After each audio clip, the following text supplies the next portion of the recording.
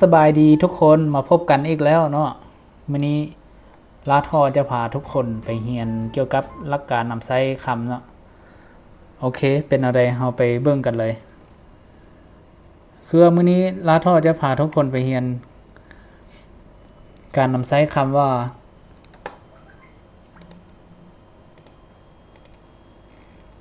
快要快要只好可能急了想要ซึ่งมันจะแปลคือตัวภาษาลาวนี่นะค่อยแปลว่าใกล้เย่าแปลว่าจะค่อยย่อแปลว่าใกล้จะจื้อหอแปลได้สองกรณีเนาะแปลได้ว่าได้แต่จำเป็นต้องเขอเนิงแปลว่าอาจจะจีละแปลว่าสุดเลยหรือว่าแปลว่าหลายก็ได้เนาะ想要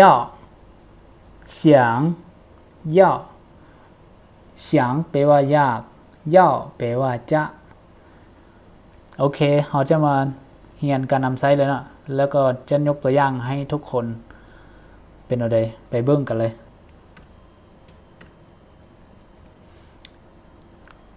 เอาข้อที่หนึ่งค่อยย่อแล้วก็ค่อยย่อเนี่ยเนาะมันจะใช้กับอนาคตหรือการกระทำที่กำลังจะเกิดขึ้นที่เฮาฮู้แน่นอนแล้วเนาะคือยกตัวอย่าง快考试了你得努力学习了แปลว่าใกล้จะถึงแล้วเจ้าต้องได้ตั้งใจเรียนแล้ว快考试เนาะอยู่จุดนี้เนาะ快考试แปลว่ามันใกล้ๆสิฮอดเสียงแล้วเนาะใกล้ๆสิเสียงแล้ว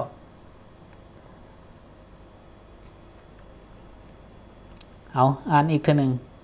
快考试了你得努力学习了ยกตัวอย่าง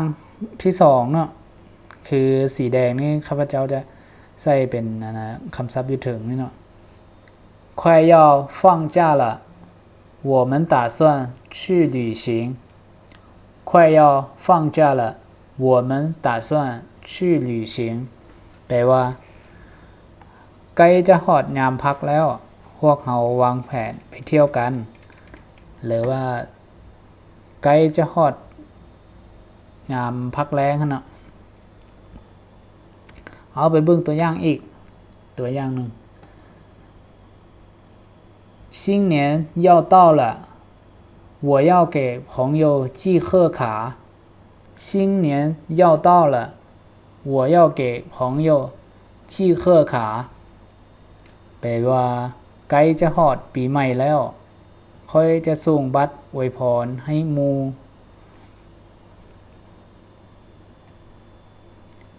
บัดนี้เรามาเบิ่งอันข้อที่สองจื้อห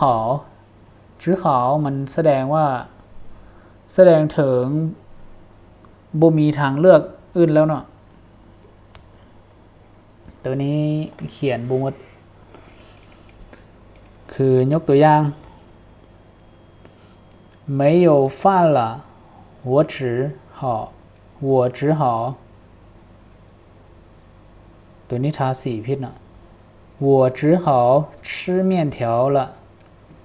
แสดงว่าบ่มีข้าวแล้วค่อยได้แต่กินมีจำเป็นต้องได้กินมีเนาะเพราะว่ามันบ่มีข้าวแล้ว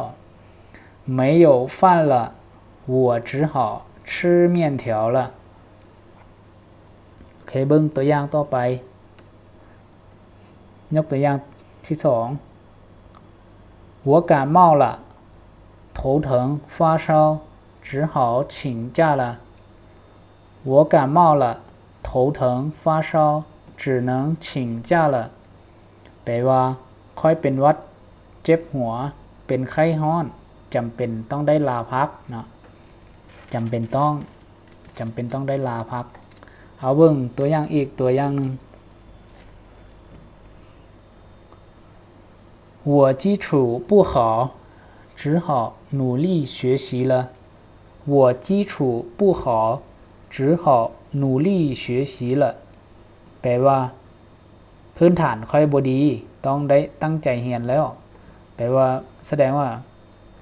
เฮาบ่เก่งเนาะเฮาต้องได้ตั้งใจเรียนแล้วเอาข้อที่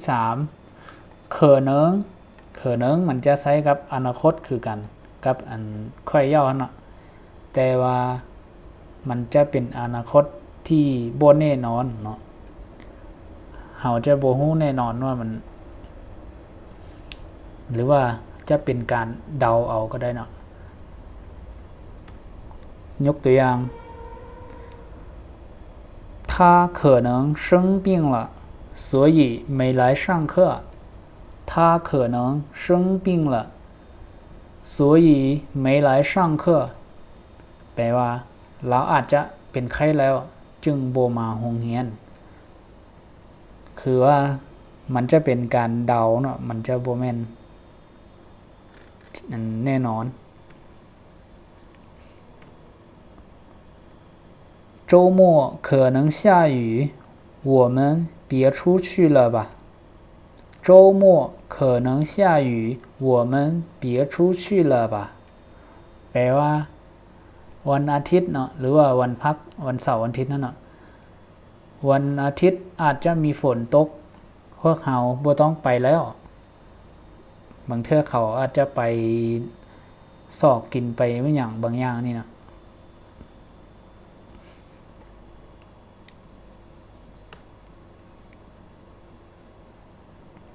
ยกตัวอย่างอีกตัวอย่างหนึ่งข้อที่3นั่นน่ะ请假ขอโทษ假期我可能回家假期我可能回家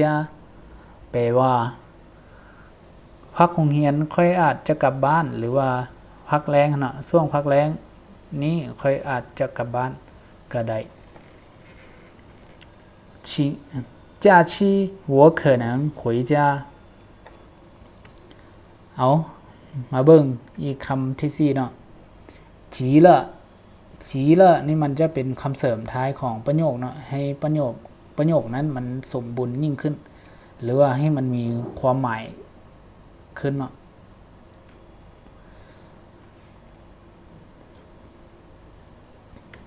มายกตัวอย่างกันตัวอย่างที่1那里的风景漂亮极了นี่ทุกคนเบิ่งมันว่าวิวบ่อนนั้นงามสุดเลยนะ那里的风景漂亮极了แสดงว่ามันฮอดบ่อนเพี้ยวแรงนี่มันงามแล้วเนาะมันฮอดงามแล้วแต่ว่าเฮาอยากให้ประโยคนี้มันสมบูรณ์ขึ้นหรือว่าให้มันมีความหมายยิ่งกว่าเก่าเนาะเฮาเพิ่มคำว่าจีละใส่มันจะอ่านจะแปลว่าวิวบ่อนนั้นงามสุดเลยเอายกตัวอย่างอีกตัวอย่างนึงเบิ่งตัวอย่างที่2这个蛋糕好吃极了这个蛋糕好吃极了แปลว่าเค้กอันนี้แซ่บสุดเลยโอเคนี่เขียนผิดเนาะขอโทษนำทุกคนได้จุดนี้เขียนว่างามเนาะแต่ว่ามันเขียนผิดอยู่ถึงนี้มัน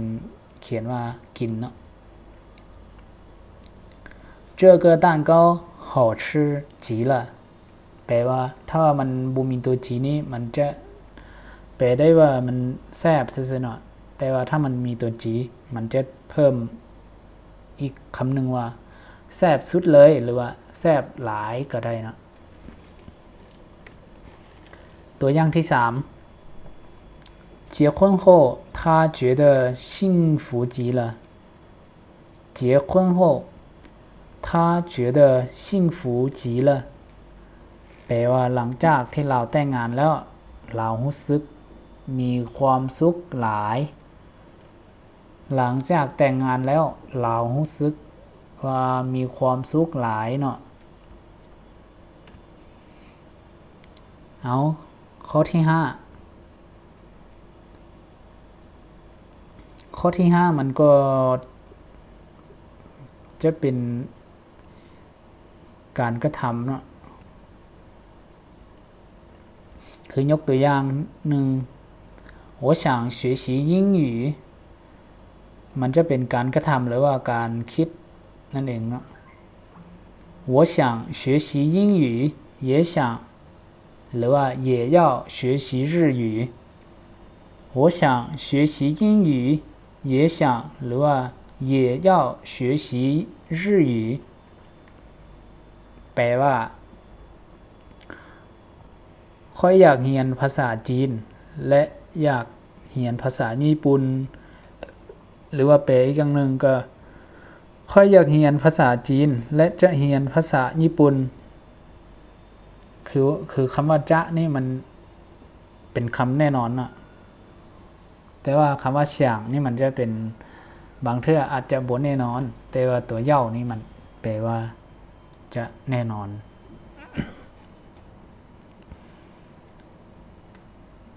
ตัวอย่างที่2太冷了太冷了我想买一件衣服หรือว่า太冷了我要买一件衣服แปลว่าหนาวหลายค่อยอยากจะซื้อเสื้อผืนหนึ่งรวมตัวเลยก็ได้นะแต่ว่ามันแยกกันหนาวหลายค่อยอยากซื้อเสื้อผืนหนึ่งแสดงว่าเฮาคิดซื้อแต่เฮาบ่ฮู้ว่าสิซื้อหรือบ่ซื้อเนาะแล้วอีกคำหนึ่งแปลว่าหนาวหลายค่อยจะซื้อเสื้อผืนหนึ่งแปลว่าเฮาต้องซื้อแน่นอนอยู่แล้วเนาะเสื้อ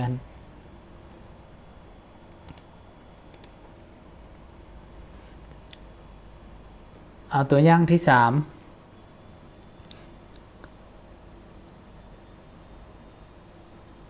我一定要学习汉语我一定要学习汉语เห็นบ่ตัวย่อนี่มันจะเป็นคำแน่นอนเนาะค่อยจะต้องเรียนภาษาจีนค่อยจะต้องเรียนภาษาจีนโอเคทุกคนสำหรับคลิปนี้ก็จบเพียงเท่านี้เนาะถ้าว่าผู้ใดที่ว่าสนใจหรือว่าอยากเรียนภาษาจีนไม่อย่างก็สามารถติดต่อหรือว่าอยากถามประโยคหรือว่าคำศัพท์คำใดเนาะก็สามารถติดต่อหรือว่าคอมเมนต์อยู่ใต้คลิปนี้เนาะข้าพเจ้าจะมาตอบให้เนาะ